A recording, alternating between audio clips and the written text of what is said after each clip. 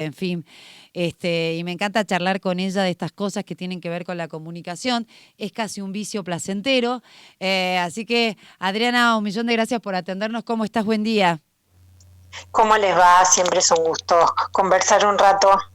Bueno, ayer hubo un hecho inédito en la Argentina porque se dio la primera sesión en el Senado y en la Cámara de Diputados, digamos, en forma virtual. Esto fue la primera vez que ocurre, con diversas situaciones que se han planteado, y quería que charláramos sobre la escenografía que se armó en el Senado, ¿no? Donde estaba prácticamente Cristina sola, llega una senadora con un tapabocas amarillo, del PRO particularmente. ¿Cómo viste esta historia? Primero hay que contextualizar y recordar que desde el inicio de la democracia no había pasado que se suspendiera por tanto tiempo la actividad no solamente del Poder Legislativo, sino también del Poder Judicial. Así es. Y ahí también yo quiero llamar como que pensar, la reflexión, a que pensemos un poquito juntos. ¿Cómo puede ser que una persona que hace delivery de productos, un supermercadista o una persona que trabaja en la farmacia, los periodistas mismos, desempeñáramos las actividades sin interrupción y sin gravedad, porque de esto no tenemos ningún caso o ningún dato de un contagio masivo en estas actividades que continuaron? Así es. ¿Y por qué si estos poderes, que sí son de vital necesidad para la sociedad, se dieron el lujo de no sesionar? Yo sé que muchos siguieron trabajando, de hecho en el Poder Judicial también hemos sabido de algunas resoluciones que tuvieron que ver con la gente en prisión, pero sí. No ha sido orgánico. Como pasa en todas las otras actividades, como también pasó en la educación, como pasó en el comercio, la pandemia, además de alterar la normalidad, también nos pone en evidencia de las falencias y de lo que no tenemos. Entonces, yo por empezar, de decir que fue como un gran hito para la humanidad que empezaran a sesionar, o sea, me parece un poco desmesurado, ¿no? Sí. O sea, esta cosa de la humanidad. Sesión histórica. Bueno, chicos, a ver, las personas que están con la bicicletita entregando los productos, no le hicimos ningún homenaje y han estado trabajando ininterrumpidamente. Si hay que hacer algún festejo, celebremos por ellos. Claro, bien. Y digamos, y después si lo comparás con lo que estuvo pasando, por ejemplo, en España, que es el caso que yo estoy siguiendo más de cerca, porque tengo familiares, tengo colegas sí, con los que tengo a diario contacto, lo que veo es que España pasó ya por su momento más crítico de la pandemia y en ningún momento se suspendió la actividad parlamentaria. Al contrario, fue un poco lo que hizo de contrapeso y de control y que generó parte de la acomodación del sistema a estas nuevas circunstancias. Adriana, ayer, perdón, te interrumpo, ayer tuve la oportunidad de observar una charla de debate que se había realizado a partir de Poder Ciudadano, en el que estabas como siendo parte de ello, donde había distintas personalidades que hablaban en particular de la justicia, del parate que está sufriendo la justicia, y una de las cosas que decían entre los expositores era que nadie decía que el servicio de justicia era un servicio esencial, es decir, pero no desde la perspectiva de la normativa, porque sí lo planteaba el decreto presidencial del 20 de marzo, pero en relación a la gente común, nosotros, digamos, parece que nuestros servicios esenciales son otros y no los servicios esenciales como la legislatura o el Congreso y la justicia. Y planteaba, uno de los expositores, me pareció súper interesante, que en tiempos de emergencia es donde más se necesitan los controles para poner transparencia en la opacidad que siempre presumen o pretenden los poderes ejecutivos. Totalmente, totalmente, porque ya no tiene que ver con el gran funcionamiento teórico del poder, sino que tiene que ver con ese mecanismo de contrapeso. Fíjate que recién ayer se aprobaron los decretos de necesidad y urgencia sin demasiado cuestionamiento acerca de si todos eran de necesidad y urgencia, claro. ¿no? Pero, ¿qué pasó todas estas semanas? ¿Cómo estuvo el funcionamiento del país? Y por eso no lo quería disociar del tema del Poder Judicial, porque después se presentan, o sea, cuando en la justicia se discute si tienen o no que pagar impuestos, son servicios, es una cuestión esencial para la democracia, y ahí se argumentan todas las cuestiones que tienen que ver con la importancia de cada uno de los poderes. Pero en la práctica, cuando más se los necesita, deciden que bueno, no, que no están a la altura, que no les alcanza, porque también pensar que en el 2020 recién se plantea en un país tan extenso como Argentina la posibilidad de tener sesiones virtuales, también estaba hablando de un atraso tremendo y de un montón de otras cuestiones que también tienen que ver con la hipertrofia de un poder como el legislativo, la cantidad de asesores, la cantidad de viajes, la cantidad de cuestiones que tienen que ver también con el funcionamiento del Estado. Entonces, me parece que, y en lo que a mí respecta, que es la comunicación, que es lo que manejo, después va a ser muy difícil a estos poderes argumentar que son imprescindibles para la democracia, claro, cuando en un momento en donde los necesitábamos funcionando, dijeron, ay, no sé, voy a ver hasta que me coja del tapabocas. Entonces, me parece que ahí es donde a veces la propia política se muerde la cola, porque discursivamente suele hablar de su propia necesidad e importancia, claro. Exactamente, pero después en la práctica son los primeros que dicen, bueno, por ahí la cosa funciona sin nosotros. Y eso, o sea, la sociedad lo está percibiendo. Quien crea que la comunicación de los gobiernos y de los poderes tiene que ver con las campañas, se equivoca, porque esta prescindencia, esta retracción en cuanto a participar activamente en estos momentos, es también una comunicación. Y con respecto a lo que vos decías, ese comentario lo había hecho Delia Ferreira, que es la presidenta de Transparencia Internacional, en donde además hizo notar que en las situaciones de emergencia, los propios estados suelen aprovechar la urgencia, la celeridad de la toma de decisiones para aflojar los controles y además menoscabar un poquito la democracia. Y que, pero eso suele ser históricamente, pero que lo que había pasado en esta pandemia, que no había pasado antes, es que organismos de control de transparencia, como el que ella preside, ya estaban recibiendo denuncias y digamos, comunicaciones de los abusos de los distintos estados en todo el mundo. Y esto tiene que ver con que también lo que ha cambiado sustancialmente es la capacidad de control de la ciudadanía, porque hoy cualquiera de nosotros va a hacer la compra y saca una foto de cómo se está cumpliendo la cuarentena en su barrio. Sí. Y de pronto al final del día tenés un montón de fotos de ciudadanos anónimos que aportaron a la discusión, que eso antes no estaba. Entonces también es que no solamente estamos viendo la inoperancia de los poderes, sino que también tienen que saber que van a ser evaluados mucho más rápido que en el pasado. A ver, hay una situación que se da respecto de esto que dijiste. Ayer la presidenta de Transparencia Internacional dijo esto, que había como una especie de actitud de parte de los ejecutivos de poner a la pandemia, digamos, como un justificativo y para decir que es necesario un Estado más rápido para actuar en la emergencia.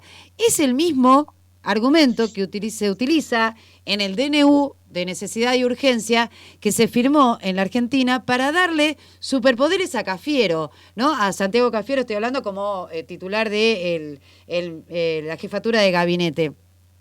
Y lo que yo noto es, digamos, parece que la pandemia nos apura para todo, menos para controlar. Entonces, mientras más apurado estoy, menos me controlan. Y mientras menos me controlan, bueno, más puedo hacer lo que se me da la gana. Bueno, de hecho, eso no debería sorprendernos porque en la Argentina tuvimos una ley de emergencia económica que duró hasta 2017, cuando se suponía que estábamos en el mejor de los mundos, porque ahora, digamos, uno escucha ciertos discursos y dice hace 10 años estábamos estupendos y sin embargo teníamos una ley de emergencia económica que, por ejemplo, habilitaba a que los controles de los presupuestos del Estado fueran más o menos flojitos. Pero más allá de eso, te planteo algo que hoy está mucho más claro en el caso chileno, pero que no debería relajarnos a nosotros, que es que no tenemos todos los datos que necesitamos para tomar las decisiones. Sí. Y eso ya no es una excusa de ninguno de los DNU. Digamos, nosotros no estamos pidiendo como ciudadanos o como periodistas con la suficiente energía los datos que necesitamos. Hoy España o Chile, que lo tenemos cerca y por eso hoy nos llama la atención, pero en España está pasando algo parecido, de pronto se dan cuenta que se necesitan datos mucho más precisos por jurisdicciones y mucho más precisos de causas de muerte, de afecciones, de enfermedades, porque no es solo contar cuánta gente se contagió de coronavirus y cuánta gente se murió de coronavirus. Bueno. De hecho, si vos te fijas, hay casos muy llamativos en el mundo, como Nicaragua, que justamente en nombre del coronavirus soltó 2.300 presos, creo que era que había informado esta mañana AFP, pero tienen 6 casos.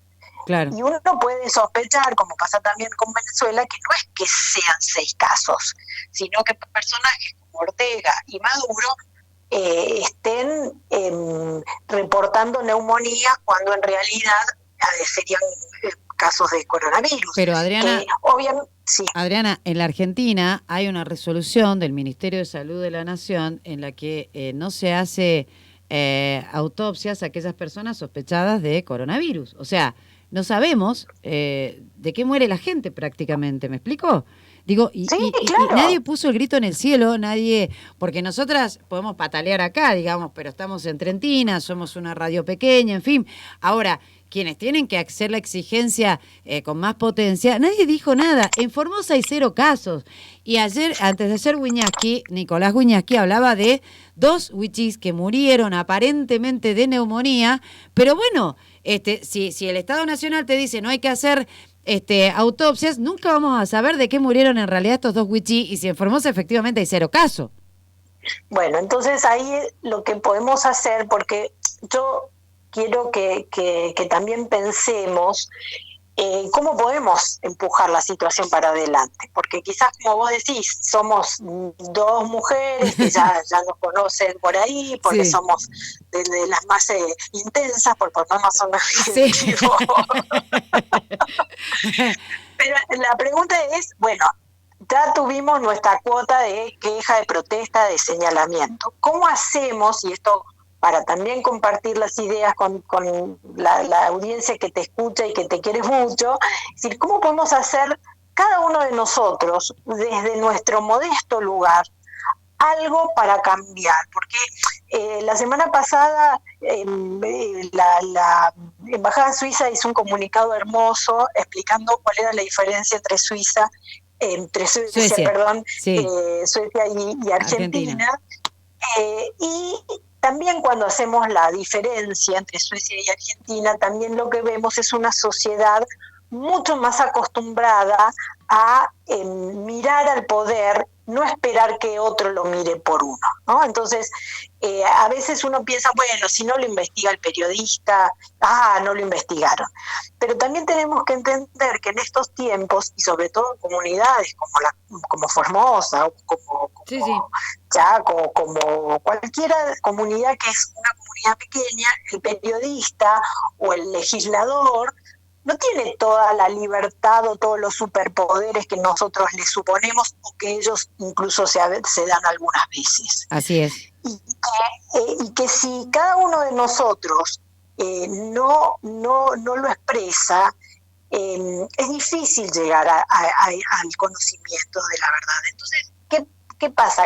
Uno, además de sospechar, como estamos sospechando, lo que necesita es tener evidencias. Y en eso es muy agradecido para el periodismo y para los legisladores que están con ganas de controlar y para los fiscales que aún en cuarentena siguen cumpliendo sus funciones, uno tener conocimiento de esto. Es decir, en mucho de lo que sabemos de los geriátricos Sí. no tuvo que ver con investigaciones periodísticas, sino con la propia gente involucrada que pudo expresar lo que le estaba pasando. Y no te extrañe que lo que nosotros conocemos, porque de hecho, por ejemplo, parece que en el único lugar donde hay villas y geriátricos confinados es la ciudad de Buenos Aires. Sí, tal cual. Que eso es cierto, pero también es cierto que es una ciudad que está mucho más conectada, que somos mucho más populosos, entonces no nos conocemos entre nosotros, entonces el anonimato a veces te ayuda a que vos puedas decir, mire, esto está pasando. Y a veces en comunidades chicas esto no se puede hacer, porque el señor del geriátrico es el amigo ¿no? Y entonces en esas relaciones tan cerradas que hay en comunidades más chicas, no se puede hacer, o por falta de acceso a periodistas o a comunicadores, muchas veces en las villas tampoco pueden comunicar lo que les está pasando. Entonces, yo creo que lo que tenemos que aprovechar esta circunstancia y empezar a generar redes que tengan que ver con redes con más ganas de saber, con más ganas de contar, digamos, que empecemos a explicarle a mucha gente que si le pasa, lo importante es que lo documente, que saque una foto, que consiga un papel, porque eso después va a ayudar al trabajo del que sigue, ¿no? Que no sea solo, mira, me contaron y te lo cuento en un audio de WhatsApp.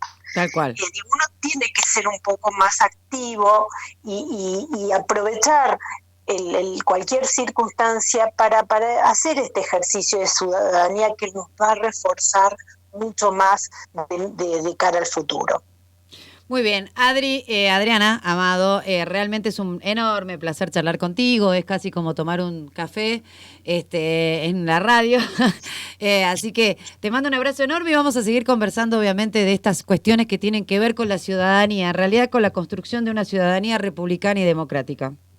Exactamente, tenemos que apoyar eso y nosotros no podemos entrar en cuarentena en eso, No. Tenemos que al contrario, Tal ser cual. todavía mucho más activos y aprovechar además el relax de otros poderes y otras funciones, no para claudicar y decir si ellos no lo hacen yo tampoco, sino al contrario, si ellos no lo están haciendo tenemos que hacerlo nosotros. Muy bien, gracias Adriana, un abrazo enorme, muchísimas gracias. Enorme, gracias. Dale, chau, adiós. ¿Tengo eso? Ahora para cerrar esto que hemos conversado con Adriana y para contarles lo importante que es que funcione un Congreso, que funcionen los controles en época de emergencia, que funcionen los tres poderes del Estado y que sean servicio esencial. Mira este video de una legisladora española, míralo. El 8 de marzo, 17 muertos ya, seguía alentando manifestaciones masivas. Y hoy España es el país europeo con más exceso de muerte, más sanitarios infectados, el confinamiento más severo y el horizonte económico más negro. He revisado su agenda, 6 veces dice. ¿Cuántas veces dice que lo convocó? ¿6? ¿Sabe cuántas veces aparece? 0. Otro comité fantasma lleno de pseudoexpertos, eruditos imaginarios y compañeros de partido. Y eso que en su agenda cabe realmente de todo. Estreno de la película Adu. Desayuno informativo de la señora Lastra, presentación de una colección de discursos de la líder del PSE, Mesa de sesiones a Torra y actos feministas varios, claro, llegaba el 8M y ahí nos iba la vida. Mire, señora Calvo, no engañe. Más turismo tiene Francia y más tráfico Alemania. Lideramos el exceso de muerte porque lideramos el defecto de previsión. Ustedes llegaron tarde, usted llegó tarde. Su negligencia se cuenta en miles de vidas rotas y en millones de vidas arruinadas. Piénselo, si por esto no se dimite, entonces ¿por qué? Y ahora me acusará seguramente de crispar la bronca política. Yo le pido que se lo diga a su vecino de escaño, señor Iglesias, que llama inmundicia a un adversario, y al propio PSOE, que lidera una campaña obscena contra Madrid. El partido de los falsos test chinos, de las mascarillas inútiles, de los sanitarios sin EPI, de los comités opacos, de los expertos imaginarios, de las mentiras a la CNN y a los españoles, de los muertos mal contados, el partido de su letal imprevisión debería ser más humilde, incluso decir gracias Ayuso, gracias Madrid. Pero, en fin, señor Calvo, admito que no toda la responsabilidad es suya, la comparte con aquel que temerariamente la nombró para presidir aquel estéril comité. En realidad, esta agenda suya no solo detalla las actividades de la vicepresidenta primera, también precisa con nitidez sus capacidades. Bueno, 12:57, nada que agregar. Nos vemos mañana si Dios quiere. Que la pasen realmente muy bien.